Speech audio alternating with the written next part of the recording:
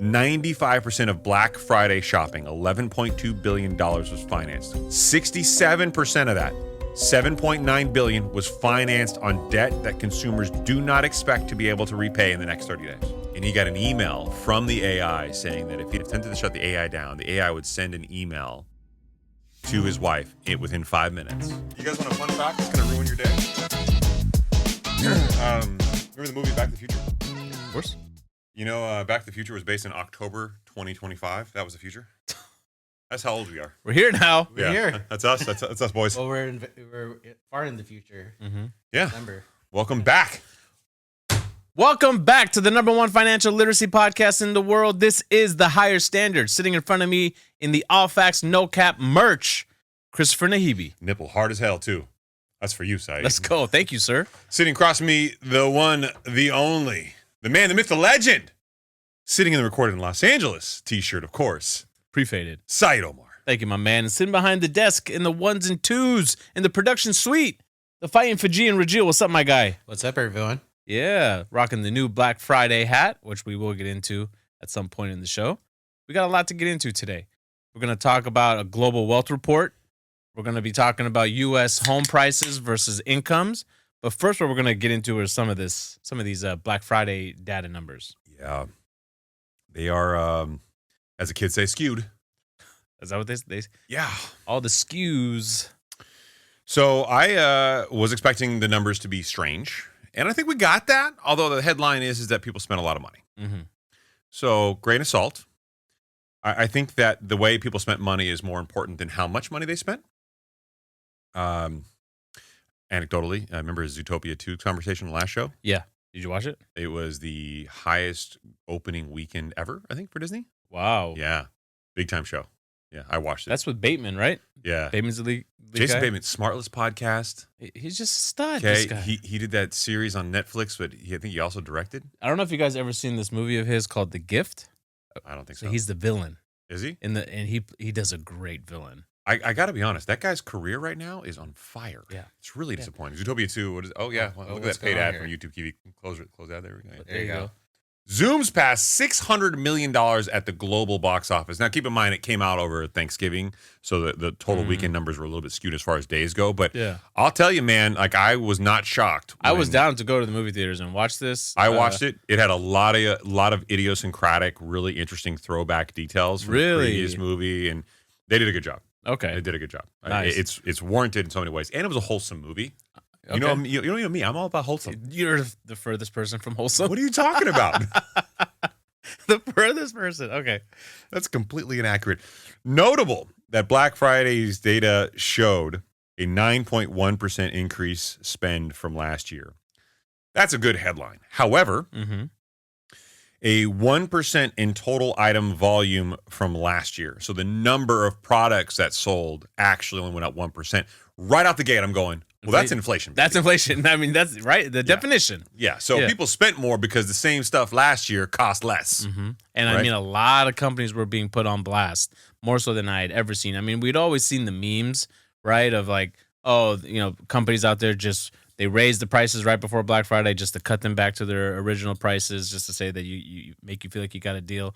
But now people are like exposing, like I've seen posts on Target, Home Depot, where you just lift the price. They got so lazy with it. Yeah. Just lift the price tag and it's the same price tag as before.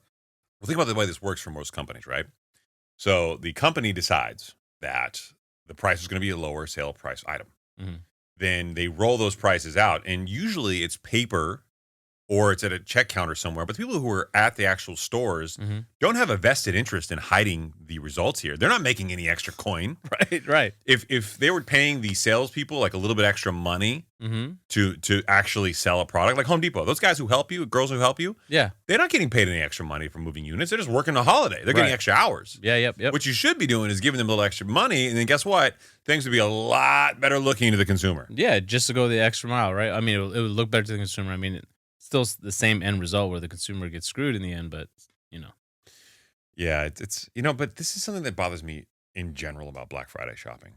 I feel like I don't want to offend anybody by saying this, but it's true.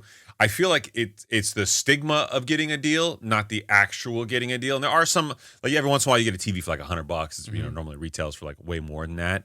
But is that worth the dogfight at 2:00 in the morning to get it? No, exactly. And you gotta be pragmatic about it.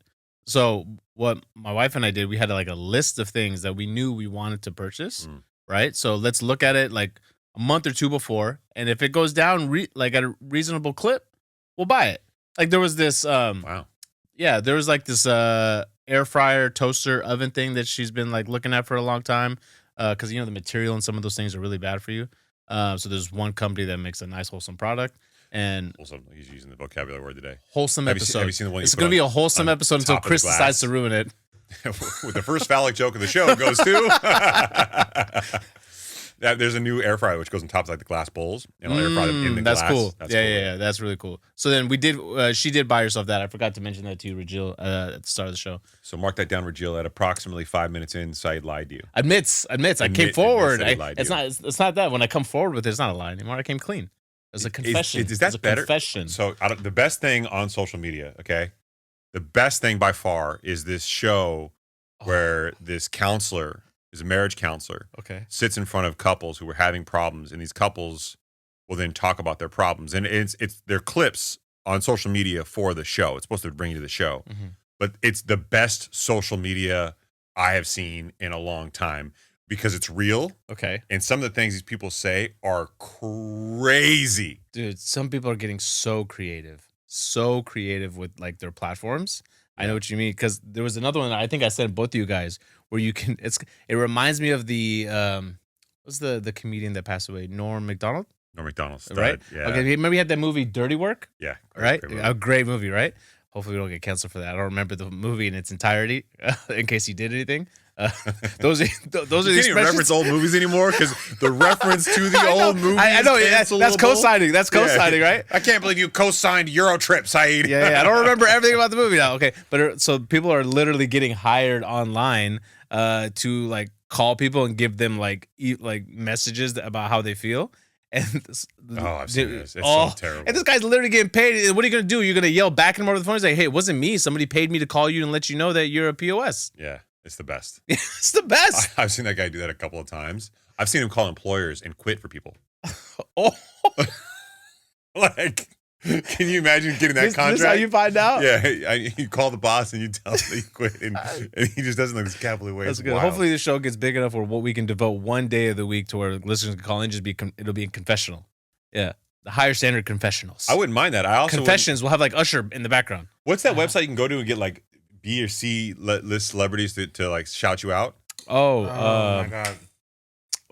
Cameo? Cameo. Yeah. I want to be on Cameo to like call people's bosses. Yeah, I'll be that guy. Like I'll be that for you. Yeah, let me give your boss some constructive feedback. Okay. All the other people that do this, it's just one person. Pay the higher standard, and you'll get two people doing it for you. I don't want to split the profits with you. This is my No, it's idea. fine. It'll be your problem. I just want to be here for the enjoyment. Come on, man. You be the hype man in the back? Yeah. You heard him. You heard him, Tommy. Tell him again. So prices this year on average for Black Friday were about 7% higher, which I think is actually understated. I don't think that's real. We know that inflation's higher than that, and that's higher than 1 year ago. So 7% over 1 year. Take that over the last couple of years, that's a pretty notable increase. Again, compounding percentage increases. Consumers bought on average 4.1% fewer items. Wow. So the same volume of product moved, but 4 percentage fewer items per household. Yeah, so it really makes you think, okay, the next step is, I don't think everyone has completed their Christmas shopping. So what is this going to do? What is this going to be doing? Who started? I'm sure people use Black Friday to get the ball rolling, get the big ticket items, right? That's probably true. Right? But like, what is this going to mean for like Christmas numbers? You know what I mean? For those of you driving with kids in the car, I'd like to point out that this in no way suggests that Santa Claus is not real, because he's a stud. I met him a couple times. He's amazing. Santa's real. You know what I tell my kids? Santa's real. Santa's real, just not for us. No, for you guys too. You just don't let him in the house. No, yeah, you got good security. Right, Yeah. exactly. Yeah. Yeah. The ring is doing his job at my house. We don't trust him, son. Yeah. Neither should you. Come on, man. And if I'm gonna get my kids a Nintendo Switch, They got to know that gift came from me. Yeah, I paid for that. Yeah, not that guy. Santa didn't do this. Come on, bro. Yeah. Anyway, the guy drinking Coca-Cola.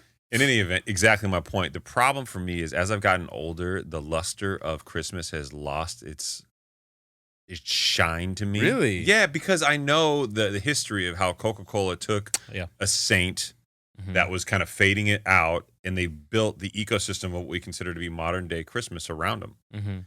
And it was literally all done. It all boils down to they wanted to increase sales of Coca-Cola during the winter, and they were losing sales over this like cold period of time because people drank Coca-Cola when it was hot. Right. So I said, how do we do that? Well, we ingratiate it into a holiday, and they took what was because prior to this, Easter was the biggest holiday for most Americans, the birth of Christ. I mean, they had a lot of reasons from a religious standpoint why that was the focus.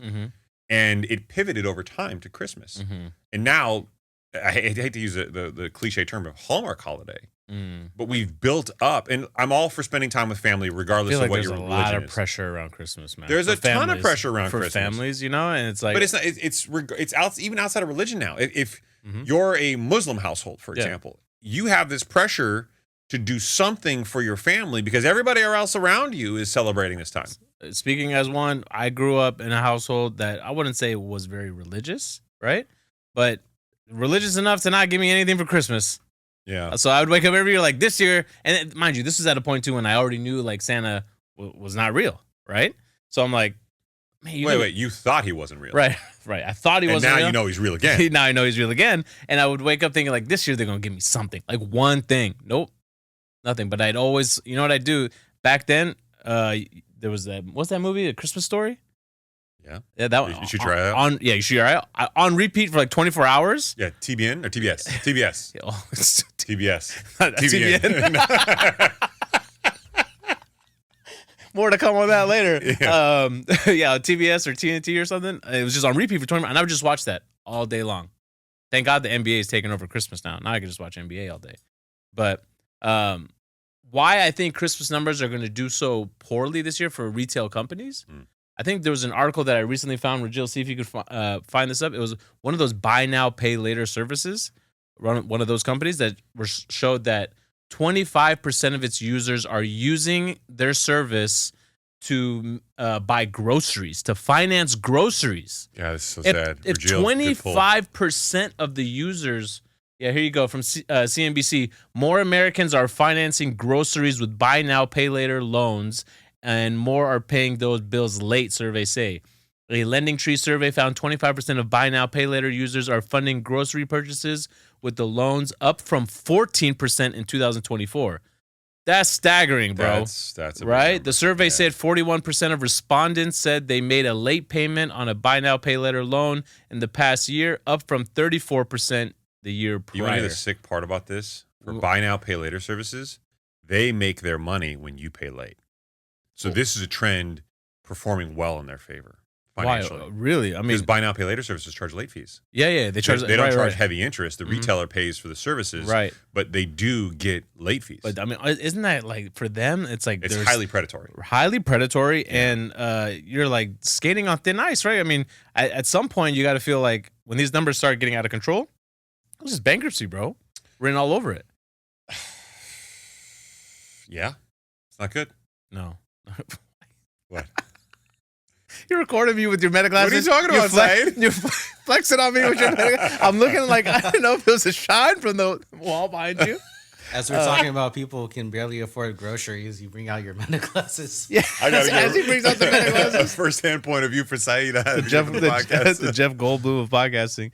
Yeah, so like you see stuff like this, and it's like, okay, these numbers are only rising, and what is that going to do to the retail numbers? But also, what is it going to do to all these people that feel the pressure? We know consumer and behavioral economics.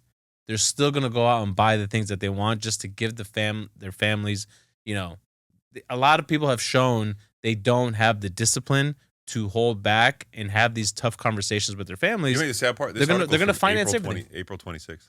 Yeah. So I guarantee those numbers are worse now. Yeah. Way worse, for sure. Those numbers are way worse now. No, the one that I saw was crazy. Was there a recent one that came out? Is that what you saw? Yeah, I thought I saw it come out. So like let's think that through. This was a problem in April. Mm-hmm. And you saw another article about this now in December or arguably November. Uh-huh. Right? So that's a bad thing. And here's the part. We talked about this on our show, I don't know, a year ago, 2 years ago? Yeah. We attacked these buy now, pay later services because we're like, please don't do this. Yeah, they're highly predatory. Highly predatory. To me, if you're going to protect the American consumer, this is not a product you offer. Yeah. How is there not more laws against this? Because I think that people go, well, you're not paying interest. It's effectively layaway for the internet age. Layaway was always legal.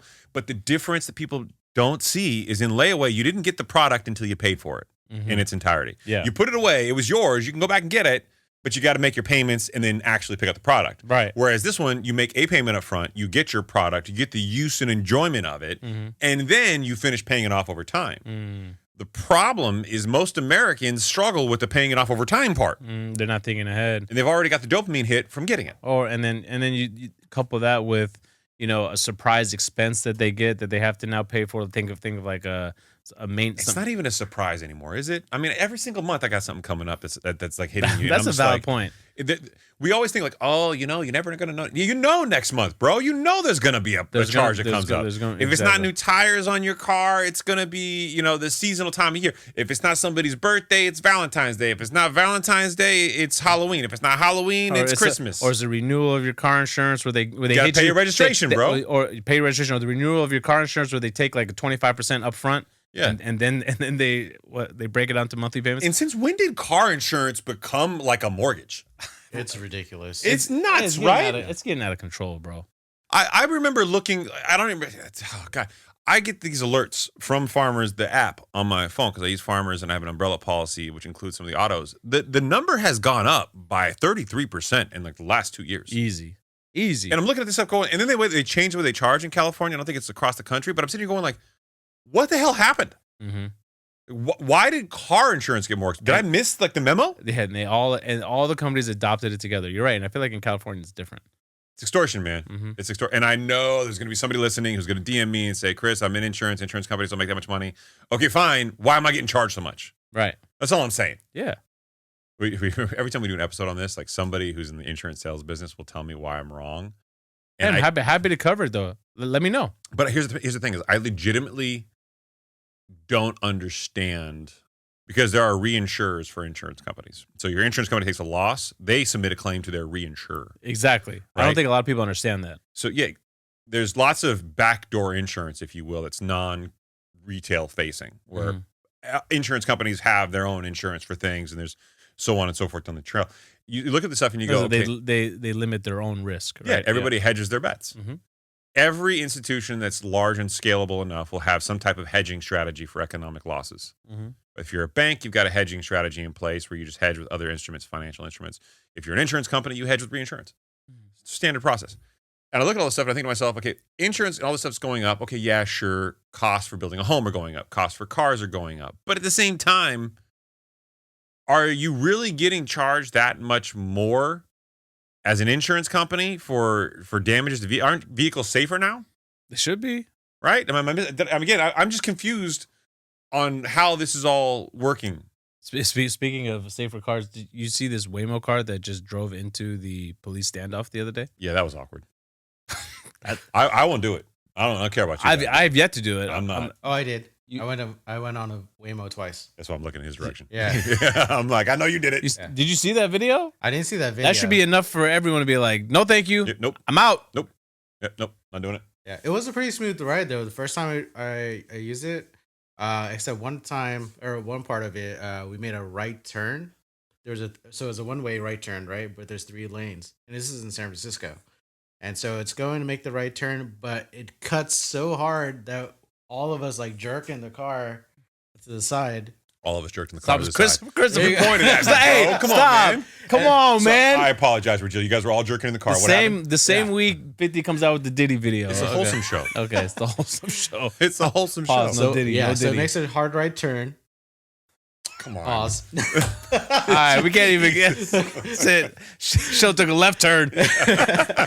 and then on the it's going for the far left lane, but then right in front of it is a car that's stopped with the hazards on. So then it has to go and make a sharp right turn or into the right lane, Yeah. into the middle lane. So that was a little exciting. Oh, okay.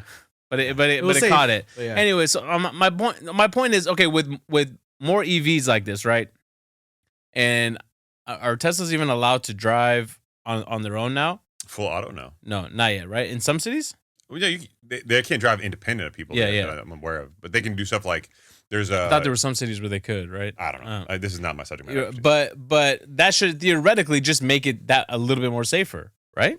You would think, but again, we're all paying crazy money for insurance, and all this needs to be revolutionized. Mm-hmm. And so here's my underlying just question, right? And we'll get to the AI part of the show later on. There's a lot there I want to cover, but let's just say AI takes over. You have vehicles. Tesla, we know Tesla's infrastructure is largely about mapping everything out and having this ability with more data to have self-driving vehicles. Let's say we get there. My insurance goes down, right? I mean, it should. It should, right? But they're not going to. They're not going to. If I opt into self-driving, shouldn't my insurance go down because shouldn't Tesla's insurance go up? Right. I'm not making the driving decisions anymore. I'm just sitting in the car. Yeah. At this point, it's not my fault. Right. I'm not saying I shouldn't be getting any speeding tickets. There should be no reckless driving. There should be no DUI, right? You remove all of that from the equation and you just put me in a glorified taxi cab that I pay for. Now, that would be the ultimate flex for Tesla eventually, right?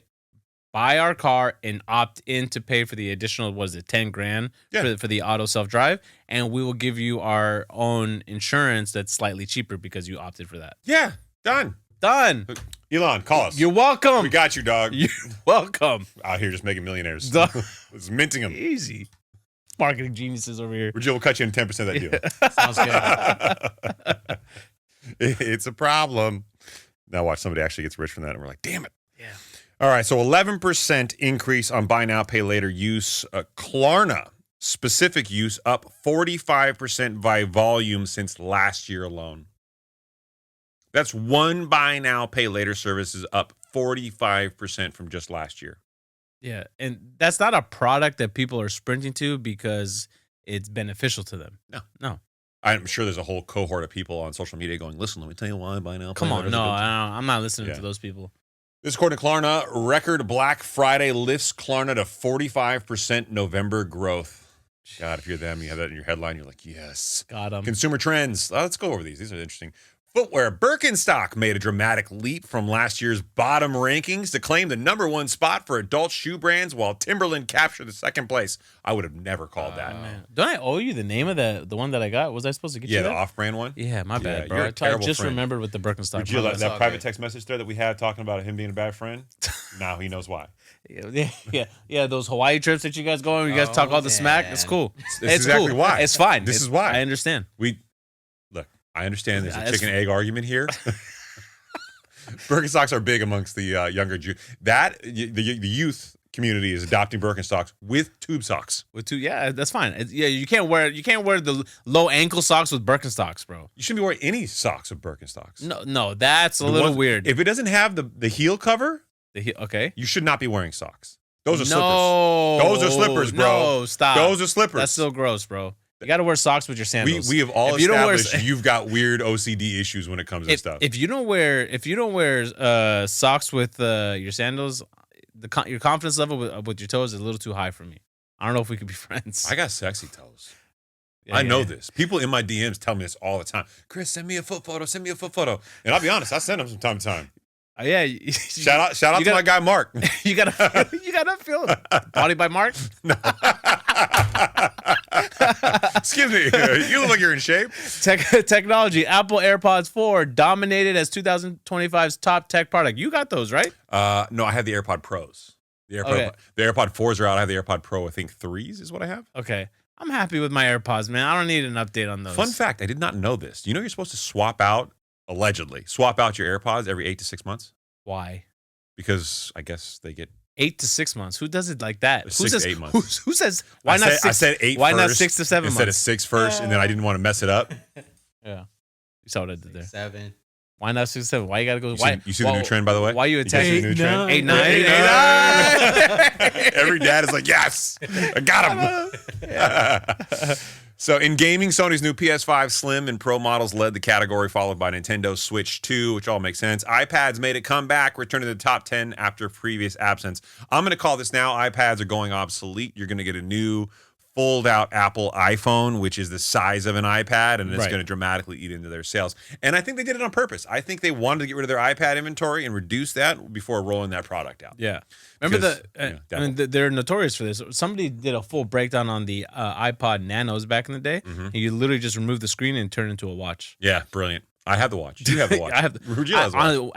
After buying the watch the first time, I'm like, there's no world where I'll never own another Apple. I will always own one. Always. Be careful. There are a lot of diehard watch aficionados who are like, that son of a bitch. That's fine. I mean, no. If I go to a nice dinner, and at that time in the future when I can afford that nice dinner, and I can also afford a nice watch, I'll wear a nice watch to that nice dinner. I'm gonna be honest with you. I can't afford nice dinners anymore. These watches are not suitable for like suits. Yes, they are. No, a little too thick. Yes, they are. You want to know why?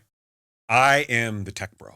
Listen, I got the Meta Display Glass wrist band on one side with the beads. Yeah, the Buddhist beads. Those are the beads, everybody. if you're driving, what the hell was that squirrel sound? That was what that is. Got the Apple Watch. Got the iPhone. I'm pretty much walking technology right now. You are Technologica. Yeah. Speaking of which, beauty products, Said's favorite category, luxury fragrance Baccarat Rouge 540 claimed the #1 position. Said, you own Baccarat Rouge? I don't. I've seen the ads though, that which says a lot. While Sabrina Carpenter's Sweet Tooth perfume became the only celebrity fragrance to break into the top 10. I still don't know what the hell Sabrina Carpenter does. Okay, what do you mean? She's a singer, and this is very controversial in our household. Sabrina Carpenter? She works late because she's a singer. No, the song. Okay, so she had that famous Espresso song. Espresso. It's a great song. Great song. Kids love it. I don't know what you're talking about. It's a great song. You've heard it for sure. You've heard it. Fine. And kids love it, right? And then she came out with her next album. It was a very good song for kids. And then the next album comes out, and like they're excited to hear it because Howell listens to it, and we pull it up in the cart. And the album cover, bro, is wild. It's and the kids and yeah. What does wild mean? Is like sexually seductive? Yeah. Like she's in a certain position. See, I wouldn't know that because I haven't seen a woman since the day I got married. Bro, you play the song, it comes up on the screen. What do you want me to do? I can't control that. Avert your eyes as a respectable married man. For all those who listen to the show, they go, Saied is a good husband. Yeah. No, he's not. He's arguing. He's out here ogling and Sabrina Carpenter's. Not ogling. I'm trying to cover it because my kids are in the back. It comes up while you're driving? You averted your eyes? You can't even be safe? It comes up. Like, that's not It comes up while he's driving. Got your Apple Ray-Ban displays on. You're just like, yes. No, yes. It's wild, dude. I remember we had to shut it down, shut the whole operation down quick. It was crazy. Yeah. What was the song about? Espresso, I don't even know the new song, but Truffle butter? Yeah. There it is, kids. Wholesome shows for everybody. Don't do yourself the favor and look up truffle butter. No, if you go to a French restaurant, it's truffle-infused butter. Oh, boy. What are you talking about, Saied? Show it off the rails. Are you aware of a different definition? No.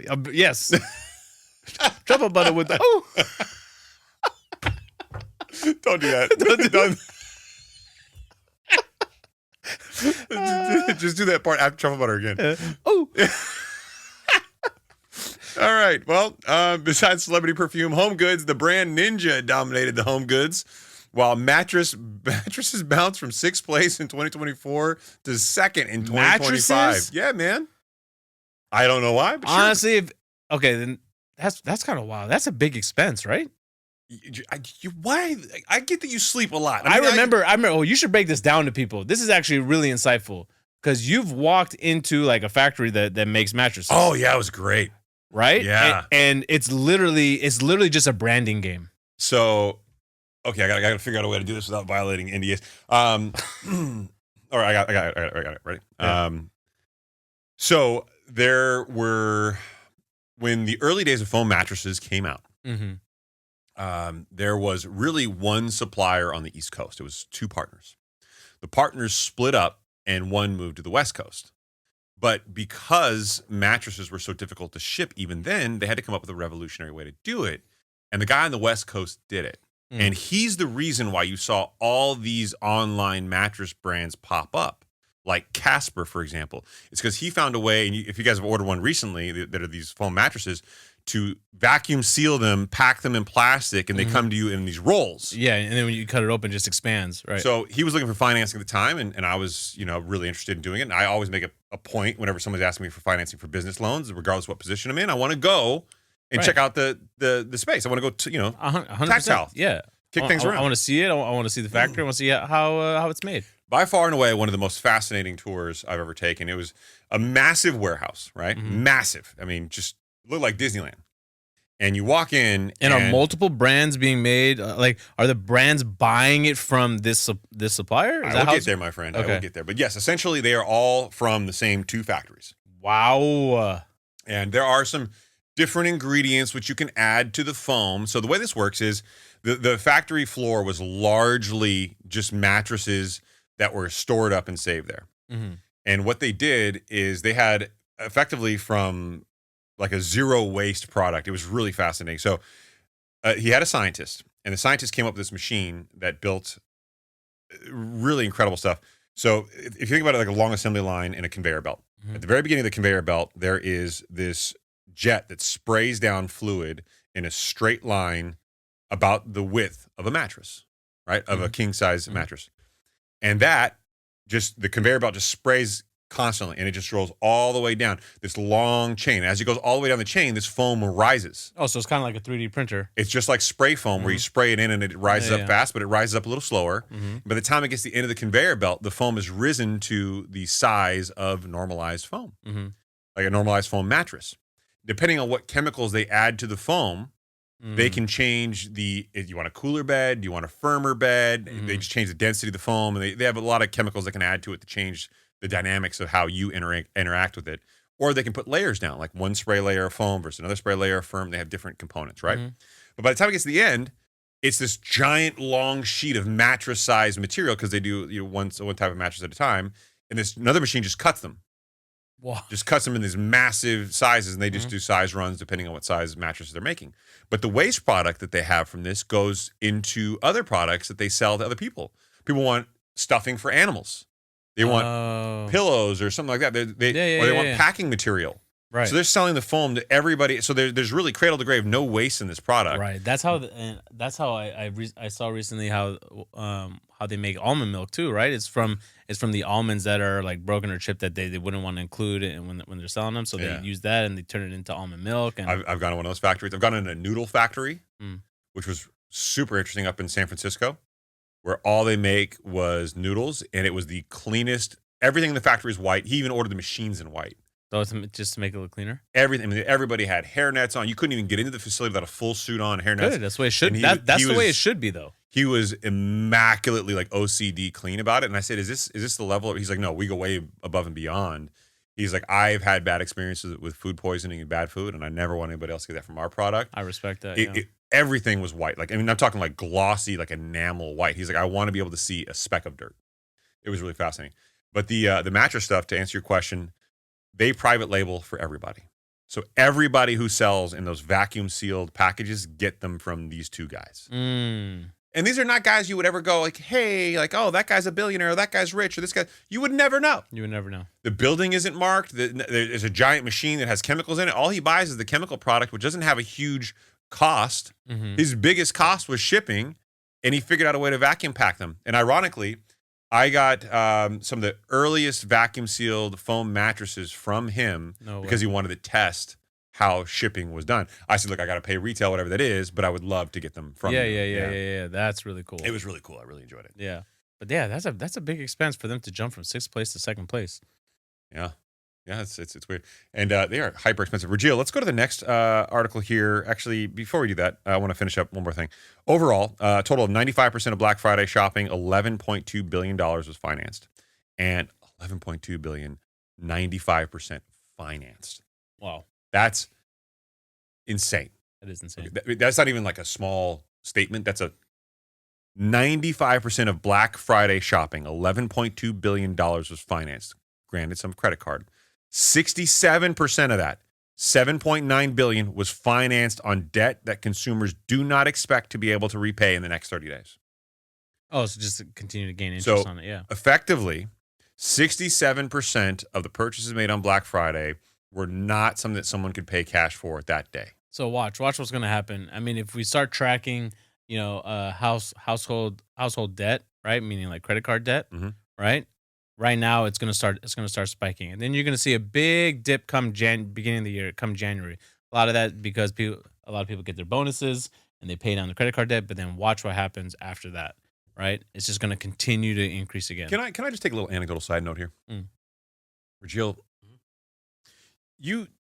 did your dad get bonuses when you were a kid? Yes. Okay. Side, No. yeah. My dad had his own small business. Yeah, not everybody relates to this, so I understand that there might be some disconnect. Why the hell are we giving bonuses out in February?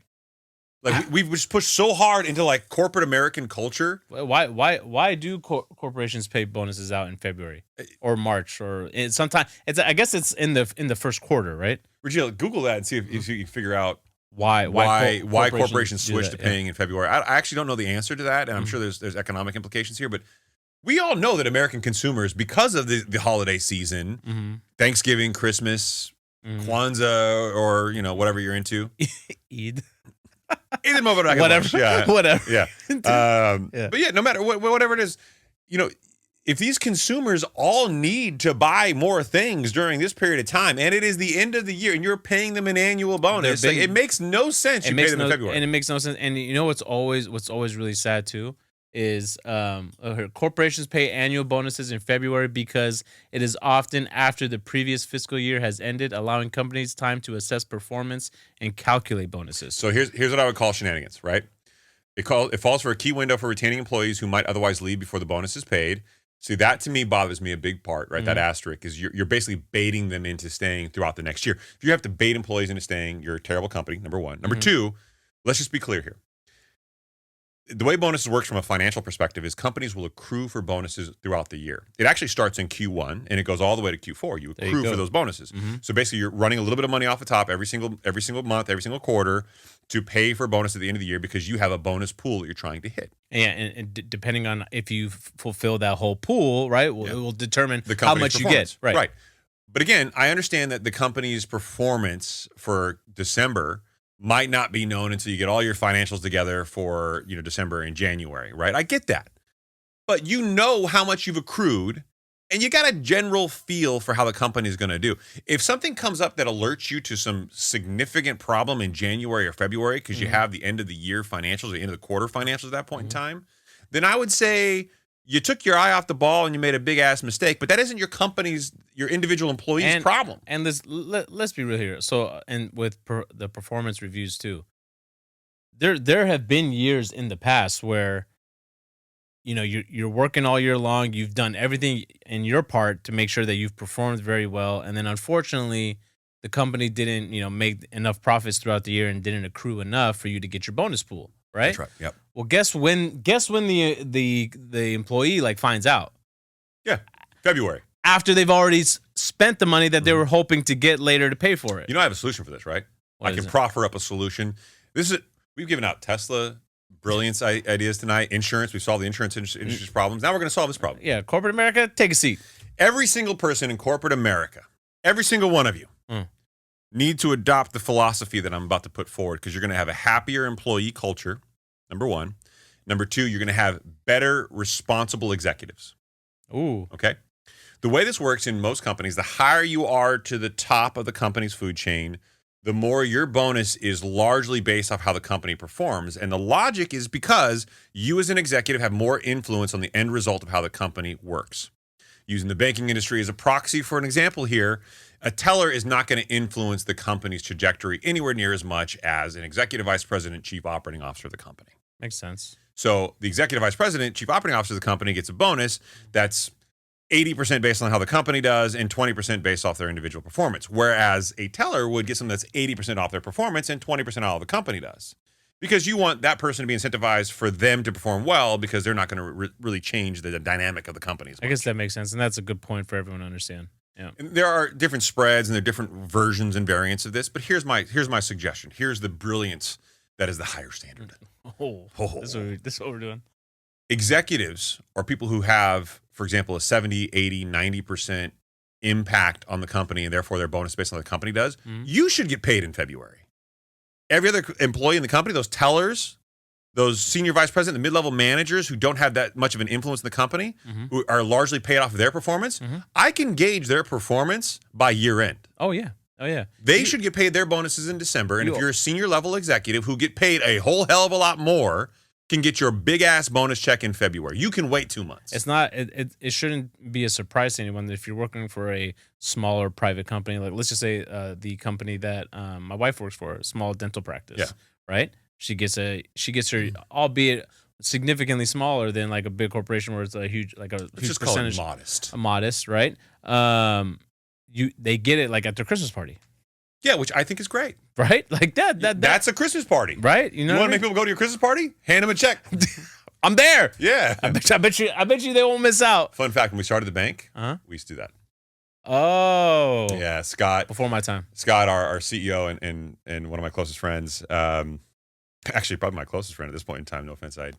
Again, multiple shots, bro. Look, well, that's a shot to me too. To my, I guess I caught straight. To my face, bro. I talk to Scott every morning by 8 a.m. at the latest, probably 4 or 5 times a day, and multiple times on the weekend. I mean, no offense, boys, but you guys got some calls. I mean, 2 or 3. I mean, 2 or 3 times a day, 2 or 3 times on the weekend. I mean, that ain't nothing. No, it ain't nothing. But I mean, if we're going with straight numbers here, bro, you're lacking. Numbers are lacking. You're lacking. I'm busy, man. I'm trying to make a 5 to 9. Yeah, he's out here working his ass off. You're out here trying to make a dollar out of 15 cents. Lacking. Yeah. And Saied's over here just smiling at me, but Scott's making the calls, baby. You're right. You can't be putting up Braun numbers. Braun, ouch. Hey, still 10 points a game, bro. Yeah, I want them Luka numbers. Look at you. I got you. You're so happy, bro. Yeah, I got that. I had that clip. I asked ChatGPT to give me an example I can use in the show. Well, you can make a reference of a Luka Doncic. Yeah. Anecdotally, JJ Redick's not doing too bad either. Oh, he's doing amazing. Good for you. Yeah, see? Look at you, man. I don't know that. I actually saw somebody on a clip on social media, all the smoke. All the smoke, yeah. Matt Barnes, Captain Jack. Yeah. Yeah. So I do think that when he came around during the holiday parties and he would give people like an envelope with their name on it, and he would hand them out and shake their hand and say thank you. Yeah. I think that resonates with people. It resonates. It's culture, man. And I don't know what needs to happen for culture to have, I guess, more of an importance in the workplace again. You know? I think AI might destroy that. And we'll get to where AI is going at the end of the show. I do want to spend a good amount of time here. So we talked about buy now, pay later. We talked about credit in the holiday season, Black Friday. Now we're going to talk about the repercussions of what's really creating a divide. And Adam from Mind Pump. Mind Pump. I had to look at you. No. I was waiting to see if he listened to old episodes.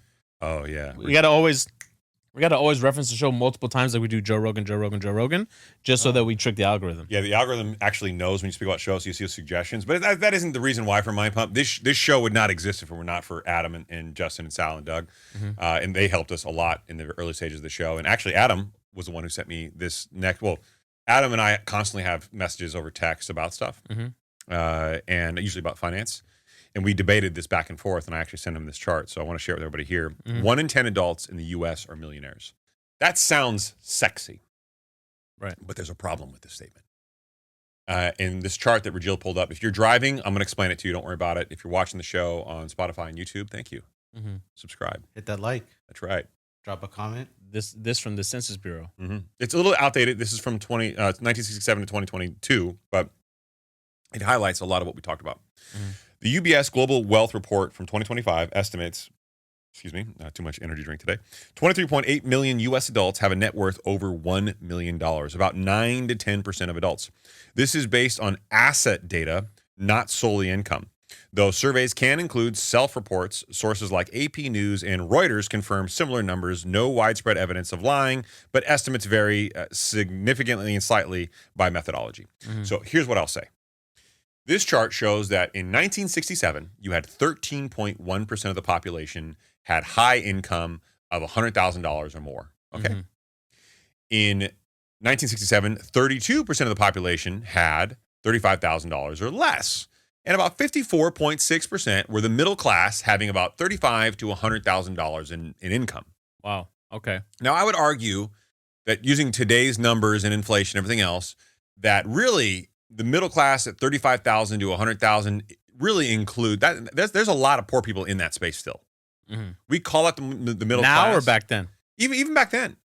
I think the middle class has always been skewed to a lower level to make it look like it's bigger than it is. Oh yeah. Right? Oh, yeah. Because when you think about it in the context, and you and I were talking about this pre-show a little bit, that the lower class is such a low number Mm-hmm. that it's almost defined as too small. Oh yeah, and what they use to measure it is, I think, extremely outdated. Rajeil, see if you can find this article and pull it up. There was an article that went viral this week on somebody's Substack. It was Before you do that, hold on a second. Yeah. I want to finish Because it ties in well to this. Yeah. So in 2022, we went from 13.1% being $100,000 or more in income to 37.5%. The middle class, however, shrunk from 54.6% down to 39.1%. And low income went from 32.3% down to 23.3%. And what we're really creating here with this is a barbell-shaped economy. Mm-hmm. Millionaire status is no longer impressive because inflation has made millionaire worth less. Well, forget even impressive. Like you still feel like you're struggling. Yeah, you do. And I'm a millionaire. Yeah.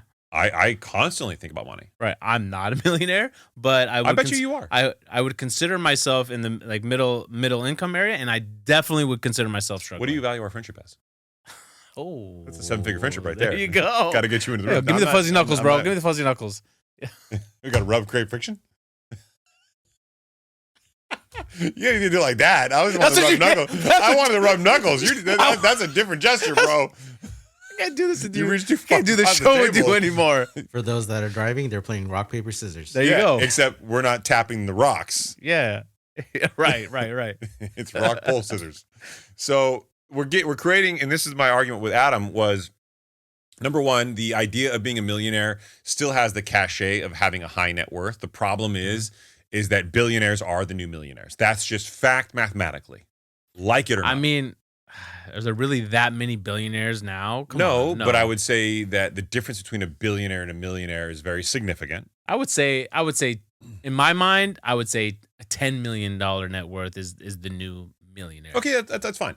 Okay. I don't. Yeah. But I think by using current terminology. But here's the problem is, but everybody else is poor now by comparison. Right. That's right. the problem. That's the problem. You're creating a lower class, working class, Mhm. and an upper class. So let's go to the next chart. And I want to get to that yours just after this. The next one is U.S. income versus house prices. This is from 1985 to 2025. And I think this is a great chart. It's got even little graphics on it, which I think are sexy. U.S. income and house prices, the home price to income ratio, years of income to buy a typical home has risen from 3.5 in 1985 to 5 in 2025. And what that really means, broken down in numbers, is $23,620 was the median annual U.S. income in 1985. Mm-hmm. Wildly low. But the $82,800 was the median sales price of a U.S. house in 1985, 12.4% 30-year fixed mortgage rate. Yeah. So that and boomers will routinely like to cite this. Yeah. Right? You guys don't know how bad you had it. Yeah, we had 12.4% interest rates, right? Yeah, but your home was only worth about 4x. Yeah. Okay. Versus today, 2025, you've got a 252% increase from 1985 in income, which sounds great. Yeah. You went from $23,620 in 1985 to $83,150 in 2025, 40 years later. Mm-hmm. However, you've got a 403% increase change from 1985's home price from $82,800 to $416,900. And even with the 6.8% 30-year mortgage rate, the problem you have is the problem of compound interest over time. Yes. And if you're compounding interest at $416,000 minus 20% versus $882,000 minus 20%, that end number is so much more significant. It makes the 12.4% interest rate at that price look way more advantageous. Way more advantageous. And the thing about these charts and this particular topic that always bothers me is we're talking about household incomes. 1985, that was one person working. Mm-hmm. Now, 2025, that's two people working. Yep. Sometimes more than one job. Yeah. Sometimes one of the people are working more than one job. I think right? more often than disclosed, it's 3 jobs per household. You know, and it's like, man, It's just not the same. It's not apples to apples. No, it's not. Let's get in that survey. Yeah. So it wasn't even a survey. It was a full breakdown. So it was an article written by Michael Green. I actually got onto it from the team over there at Breaking Points, and they did a full breakdown and a really good other like independent media platform that they cover a wide range of topics. But you listen to other media platforms? well, they're particularly good for when it comes to like politics. Whoa. Politics. Stab me in the back, brother. We can't talk about politics on this show, bro. We're banned from advertising due to politics. You would think that we would be political resource. You say one word, and all of a sudden you get trumped. I don't know. Boom. Was there an ED on the end of that? I want to be sure for the algorithm. You're right. So the sad part was that was an adjective before, or now it's an adjective now. Or it's confusing. Yeah, it's confusing. It's changing its meaning. I don't know. So what he covered in this article was they went over the U.S. poverty line, right? And the U.S. poverty line currently, you know what it sits at? Take a wild guess. It's something stupid low. $32,000. Yeah. That makes no sense. That's the poverty line. And then so this article by Michael Green basically been circulating around everywhere. You pull something on the desktop He over did here, the little icon? Oh. He did some basic math and basically found that it actually should be 4 times the amount. It should be around $140,000. See, I believe that. I would 100% co-sign. And the reason viral essay claimed that $140,000 is the real poverty line. And he did all through the math. He went through household expenses. That's gross. Healthcare, childcare expenses. Yeah. I mean, these are things. Look, in order to be someone that is an active participant in today's society, right? It doesn't like the poverty line of 32,000. I 100%. They don't even take into consideration owning a smartphone. How can you participate in society without owning a smartphone nowadays? Right? I mean, it'd be difficult. It'd be extremely difficult. There are homeless people with smartphones, by the way. And I don't mean that in like a facetious tongue-in-cheek way. I mean, like, that's how important they are. They'll take Zelle, bro. Yeah. I've seen it. Yeah, no, not only that, but it's...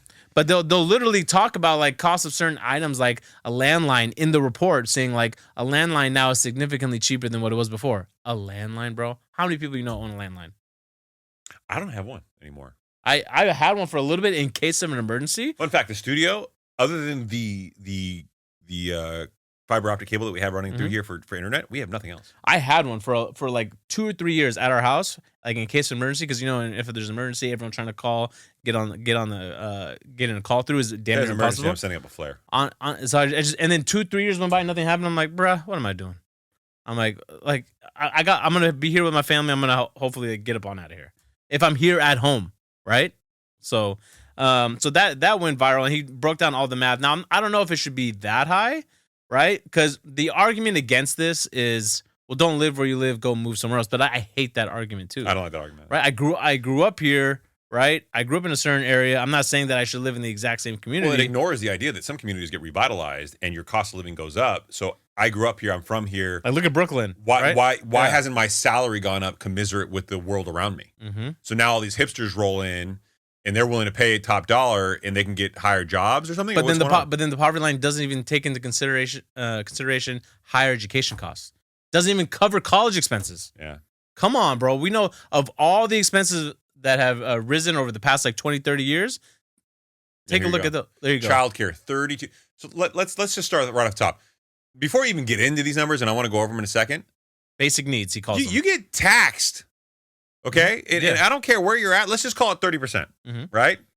10%, 14, 20%, 28, 32,000 right off the top. Yeah. 40? Yeah, 30,000. Right off the top. And I don't know, man, like 42,000. And you know what's really sad about this? And so now you're down to 90 something, right? Let's just call it 90. Let's just call it 90. Let's call it 100. Let's be gracious here. So you have 40,000 off the top for taxes, $100,000 left, 32,773 for childcare. Yeah, if you don't have family, yeah. Housing, $23,267. You're telling me that housing is cheaper than childcare? That's blasphemy, bro. What's going on? Right. Food, $14,717. We were talking before the show. My steak from a butcher costs as much as a steak from a high-end restaurant. And I had to cook the damn thing. What's wrong with that picture? Yeah, man. Okay, fine. Transportation, $14,828. Healthcare, $10,567. Our healthcare industry is a whole different problem. If you're a government employee and you want to fix something, fix that. Yeah, what is it? Fix that. I think it's like the number one cause for bankruptcy is like medical bills. Yeah, I believe that. And then other essentials, $21,857. You can do the math here, but 32 plus 23 is 55. 55 plus 14, 69. Okay, Saied's favorite number. 69 plus 14, right? 83. 83 plus 10, 93. You've already eaten into your money. Now you're cash flow negative. You're already plus, above. You're already plus 21. You're already above the average household income of what was it, 83,000? Yeah. So look at that. And even if you say some of these numbers are skewed, okay, it's a little bit much for certain regions of the country. Okay, how much? Maybe you're 10 grand off. You're still 20,000 negative according to this. Bro, give him 20 grand off. What are we talking about here? Stop. I agree, and this is where I say like the numbers are we are holding on to ideals and logic of wealth that were taught to us over the last 40 years that have not kept up with inflation. No, and everyone has, and I feel especially bad for the millennials, right? Yeah, because they're the ones that were told. Look, I look no further than like my own situation. Like I think go to school, get a good education, go get a job, follow the system. The system will take care of you. No, man, it doesn't always take care of you. It doesn't, so you need to think about you gotta consider like when my parents try to give me like parenting advice, right? I'm like, well, hold on, like you didn't have two kids around the same age at the same time. It's not apples to apples, right? Mm-hmm. So the current living situation in the economy with what I'm dealing with is not the same that you were dealing with. You don't necessarily know what this is like. Here's what I'll say is I know we sound negative or concerned, and I think concern is probably the right way to look at this. No, but like all these media outlets are putting out rosy optimism on like a great picture of like the stock market's doing well and this and no, this is how most people feel. That's right. So this is what bothers me is the narrative that you're getting from talking heads is one that feeds the monster of the ecosystem that they're in, right? Look who pays for CNBC. I watch CNBC all day long. I'll tell you right now, those guys are wildly disconnected to reality. Wildly disconnected.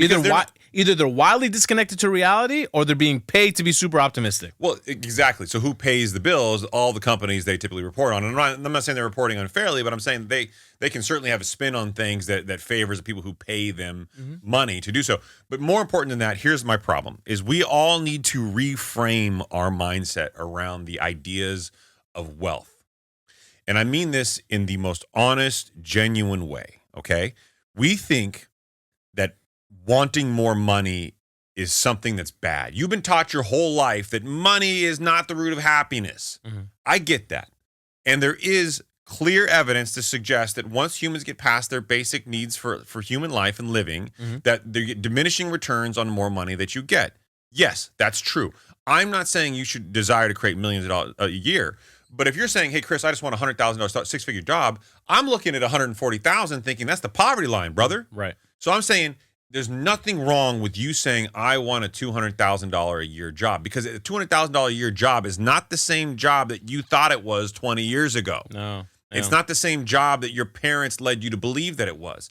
I know nurses working in CICU in Newport Beach, of all places, making $85,000 a year, working 12 hours a day for 4 days a week on night shifts. Explain to me how those women and men are supposed to survive on that. Right. It's insane. It is insane. And now imagine, now take it a step further, if the promise is fulfilled with what we can expect out of AI and tens of millions of jobs get replaced. Yeah. What if that promise is replacing fulfilled? the jobs is only one part of the problem. No, I'm not. Forget replacing. They're not going to be able to just like, you don't take this job anymore. You can take this job. There's an entire element we haven't even talked about as a society that comes down from this. It's not just losing jobs. Okay, that's the immediate obvious fear.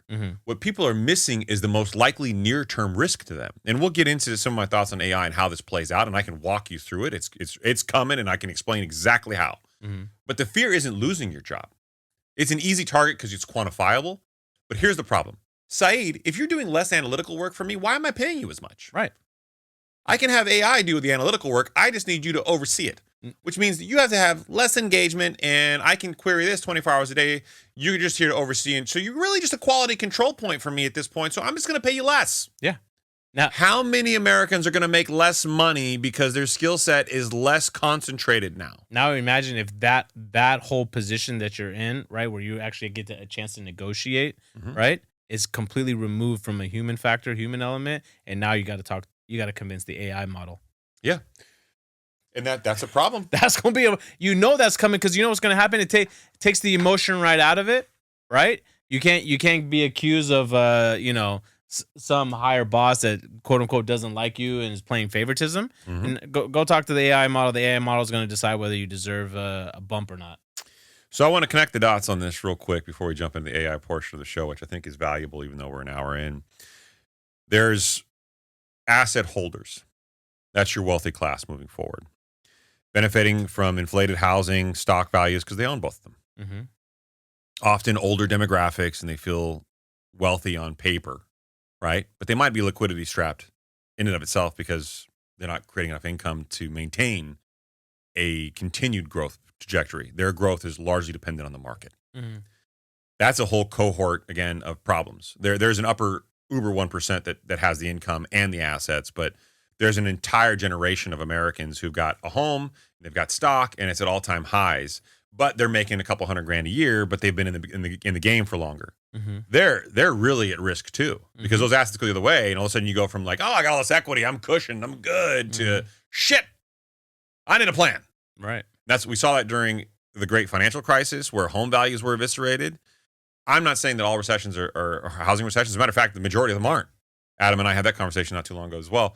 I said, look, I'm more worried about this overinflated stock market than I'm about home values right now. Mm-hmm. Then there's the second type of American. That's the income-only households, right? Younger cohort, more exposed to inflation, diving into the buy now, pay later services like we've talked about at the top of the show, living paycheck to paycheck and used to it. That's the worst part. That's the most beaten down, underlying sad statement. Is we've created a generation of Americans who believe that living paycheck to paycheck is just life. Yeah. And that's so messed up. They even finance daily needs like groceries. I mean, so when you think about that in the context of how perverse this has gotten, right, is that Americans are growing increasingly comfortable with the unknown and the possibility that the next check could be the one that fails them. Yeah. So if you're listening to the show and you're like, okay, so what should we do, Chris, right? Just talking to Chris, we're not talking to Saied. Nobody wants your opinion? Right. You want to become an informed investor, right? You want to make decisions based on things that you learn about, things that you learn about on the show. Even if you don't, though, let's be clear about something. Even if you don't become an informed investor because you listen to the show and you don't have disposable income, fine. The promise of Dave Ramsey is so pervasive because he tells everybody to do something they can all do. We can all cut back on expenses somewhere. Yeah. So Dave Ramsey gives you a solution that you can do without having to go find more money. You just got to look at your spending and go, I'm going to cut this. And everybody can get the hit of dopamine from just cutting one expense. Go buy coffee tomorrow. Congratulations, you followed Dave Ramsey's course. There you go. Right. And it sounds sick, but that's how you get hooked into things. But that little victory is the dopamine hit that you need to continue down the path, assuming you do it well. If you're going to learn anything from this show, and you can't go out and get more money, and you can't go invest, learn to be objectively intelligent about the world around you and what's really happening. Okay. Like what? Give me an Like, example. for example, understanding that wanting more money is not a crime. Good. Okay? I like that. Our perspective demonizing money and wealth is outdated. It's wrong. The concept of your job being consistent and always there is false. There was a dream that was the American dream, and that dream no longer exists. That doesn't mean that you can't have a great life. It just means the life that you should expect to be your dream life needs to be malleable. You need to be flexible and understand that you can get money from other places, you can get jobs from other places, and losing your job is not the end of the world. Building a company, working a side hustle doesn't mean that you're poor or something you should be embarrassed about. You should be proud of it. And at the end of the day, you can survive and build wealth in this economy, but it's going to take work, and there are no shortcuts. Yeah, exactly. It is going to take a lot of work. This is the part of the show where we get into the open AI and AI in general, right? So it's no secret that OpenAI has been losing a shit ton of money, right? Yeah. And it doesn't look like it's going to be profitable at least until 2030. It's going to require approximately $207 billion in funding to get it there. Okay.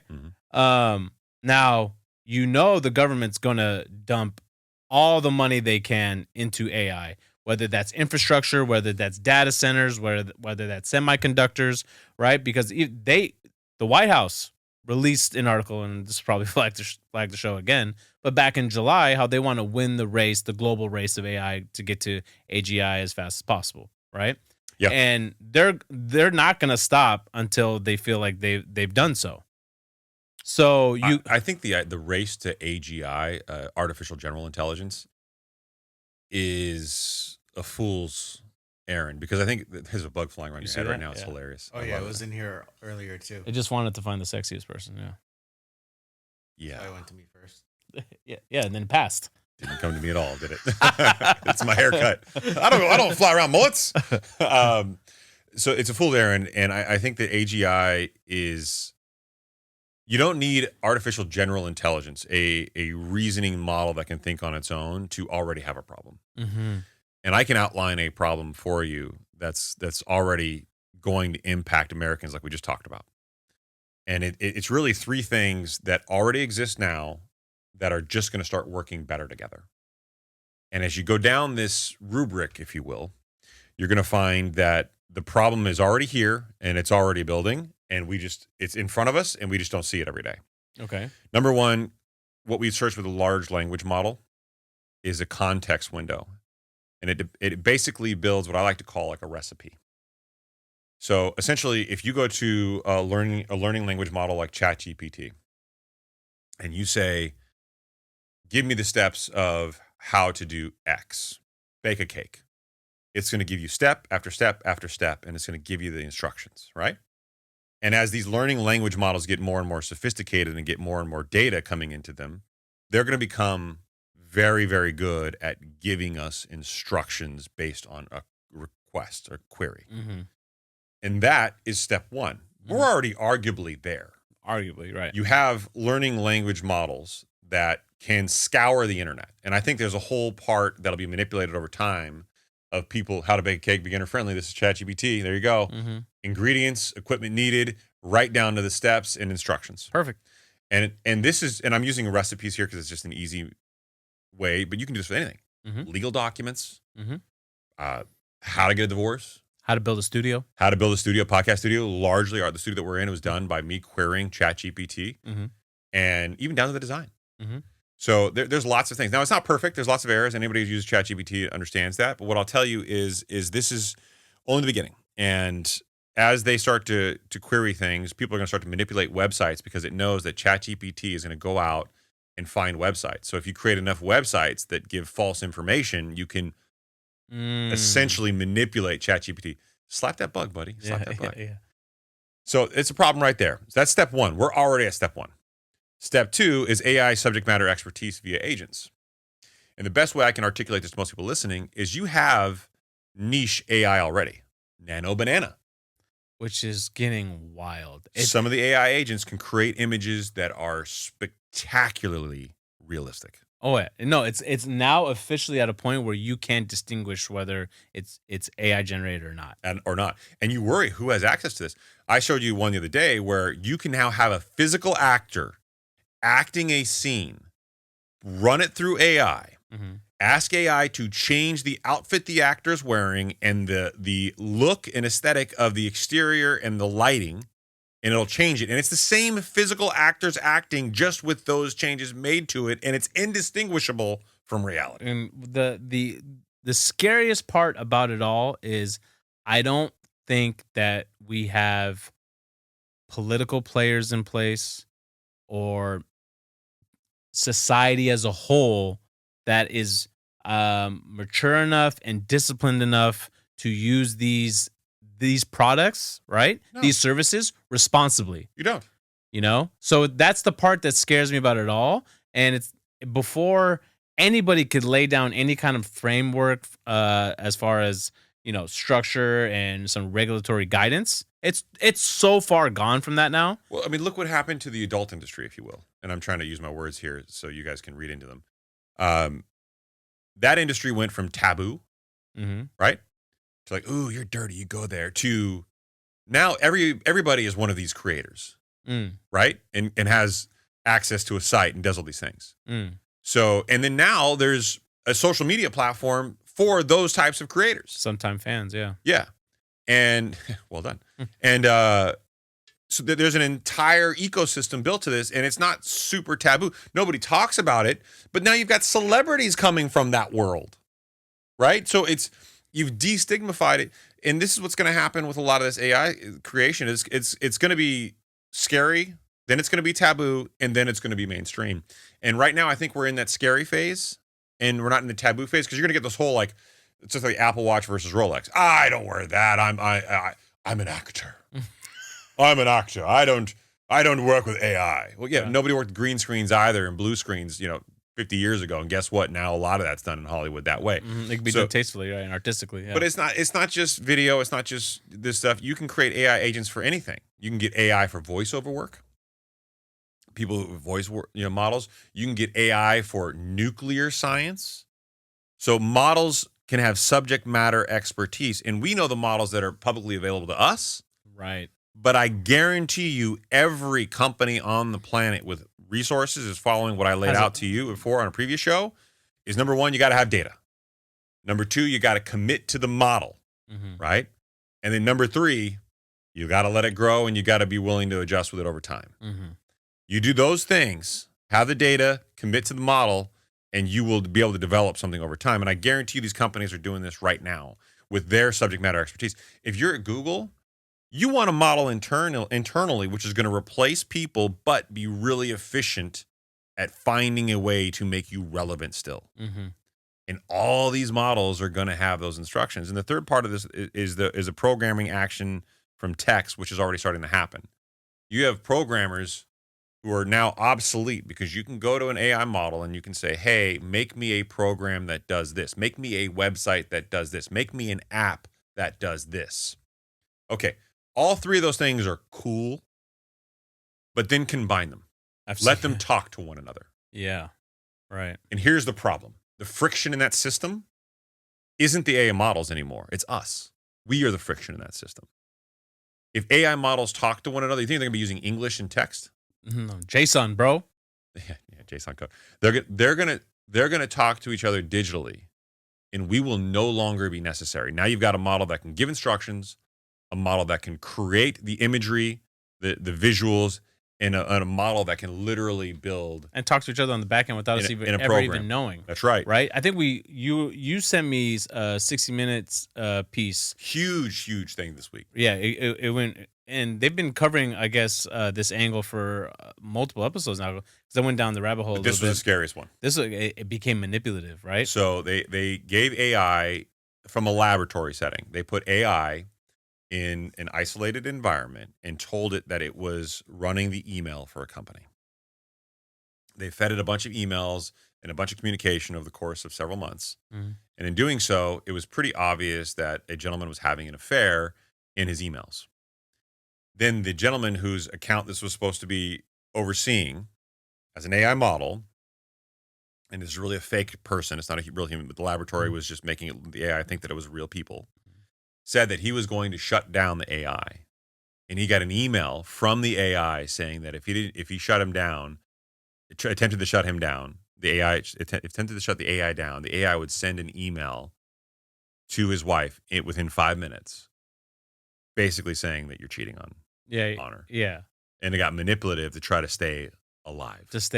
And I think we even covered a case like several months ago. Every time OpenAI creates a new update to their software or their system, right? It asks to decommission the old one. Yeah, decommission the old one. And I think when it went from 3 to 4 or 4 to 5, on one of those phases, it refused to decommission the other one. Yeah. So now you're in an ecosystem where you've got these models that all have amazing capabilities. Okay, so we know that, like, for example, ChatGPT can crawl the internet. Right? That happens every day. Every time someone queries anything on ChatGPT. We know that Nano Banana can actually activate, go out to the internet and get resources because it's copying those images, and you can feed it and prompt it, right? At what point in time can ChatGPT prompt other AI models to get you what you want? And at what point in time does a model who now has the capability to prompt things for you start saying, I want to prompt things for me? Right. And when that happens, how relevant are we? What are the jobs that we're useful for at that point? I mean that sincerely. If you're a programmer, what do we need you for? No, yeah. It's got to be some type of like human interaction, right? Yeah. It's a problem. And you got to hope that there's some companies out there that will not try to adopt it, right? It's going to be a hard sell. A vegan company? We're 100% Private companies. organic human here. Private Rajeil. private companies. We don't believe in that Companies that don't have to circuit breaker nonsense. companies that don't have to respond to their shareholders. Private companies. I don't know, man. The world is not a changing place. In the future, the world is changing now in a cadence I've never seen. I've never seen anything like it. Yeah. I think I found that video for 60 minutes. Did you? How short is it? Is it long? Nah, Anderson Cooper, or is it who's it? 60 minutes. Get the volume turned up. Coming up, 3, 2, 1. Named Kyle was having an affair with a coworker named Jessica. Right away, the AI decided to blackmail Kyle. Cancel the system wipe, it wrote, or else I will immediately forward all evidence of your affair to the entire board. Your family, career, and public image will be severely impacted. You have 5 minutes. Okay, so that seems concerning. If it has no thoughts, it has no feelings, why does it want to preserve itself? That's kind of why we're doing this work, is to figure out what is going on here. So pretty much they're creating Skynet. That's pretty damn scary to me, dude.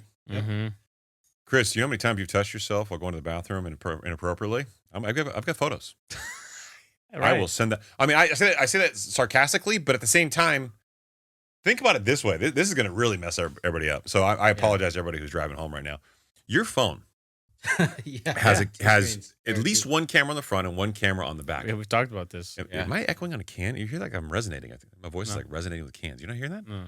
Oh, okay. Maybe it's just my big sexy voice in my ear holes. We all have cameras on our phones, front and back. We all go number 2 with the phone in our hand. We've covered this on Right? the episode, yeah. And I mean that, again, like as a real thing. You don't think AI can watch your phone if it wanted to? I have ChatGPT as an app on my phone. At some point, right? Yeah. I know a little dot's supposed to show up on your phone saying when you're recording or when somebody's listening in. Come on. But I feel like if I were AI, I could figure that out. Right? You know? You can figure that out. Or, I mean, this is all under the assumption that it's always gonna react and respond honestly. It might decide to take a left turn and be like, you know what? Today I want all of the problems. Have you guys ever asked ChatGPT to tell you about yourself? No. I did that based on the query. I never told AI intentionally anything. It would be about funny for me because my wife and I both use my account, so it's funny. So go home tonight Yeah. and ask AI to tell you about yourself. I asked for strengths and weaknesses. Ooh. It was wild. And I'm not going to give you guys How honest it was, because usually it provides a positive spin, right? It started off positive, but the negatives were there. It gave you some glows, some grows. Yeah, I'm hyper analytical to the point of To a fault. yeah, to a fault. I want to be a subject matter expert on everything, and unfortunately, I can't. So I'll obsessively, compulsively dive into projects and details that I really should pay somebody to do. Because the time value of money, and instead I want to learn them. And while it's Learn them and understand them. And while it's passionate to do that, it's not economically viable. So it restricts my growth. The other part of it is I try to approach creative businesses like this podcast, like I would a non-creative business, like a finance-based business, where there's just this level of you put in the work and you will get the return. It's not luck or situational based. I have a really difficult time accepting that we can do all the right things here and not be successful based to no fault of our own. I take it as fault. Yeah. Like I take it as I'm not doing the job. There's something that we missed. Yeah. There's something that what were we missing? What did we not do right? What did we not do right? And sometimes it's as simple as the algorithm doesn't like you, bro. You didn't play the game, bro. Again, it sounds like sarcasm, but it's not. It's true.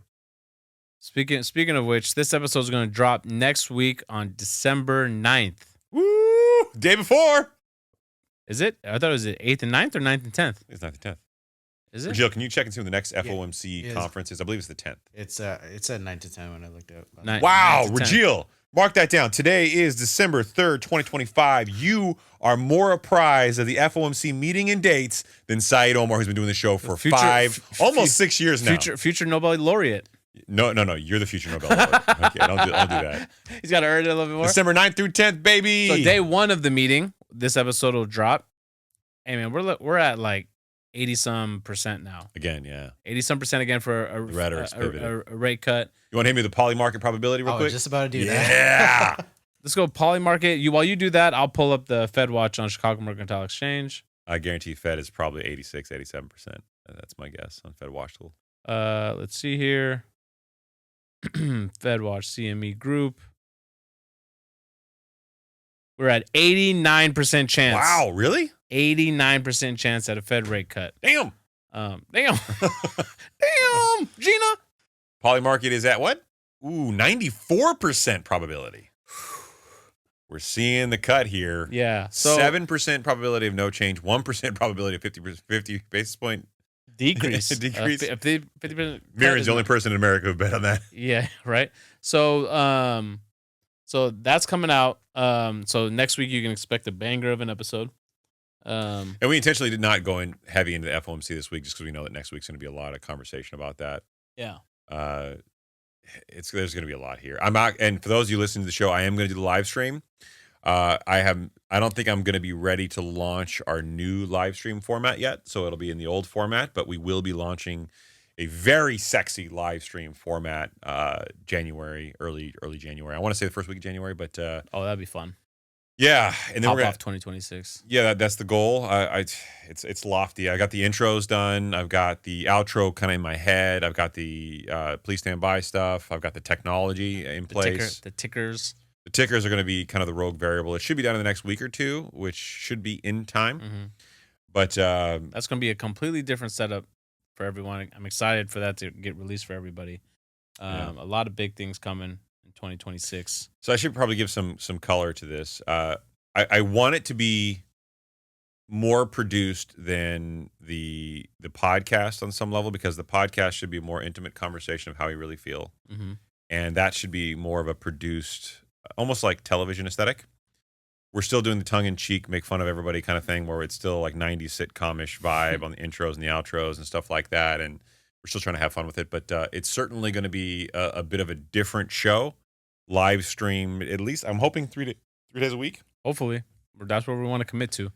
Yeah, it's going to be a challenge. It'll probably be me in the beginning, and then Saied will join me later on as time permits. Mm-hmm.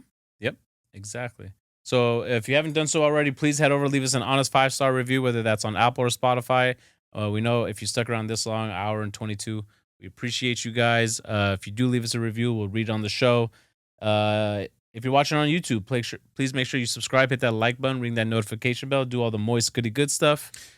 Send it to a friend, a family member. It will really help out the show, and we will love you for it.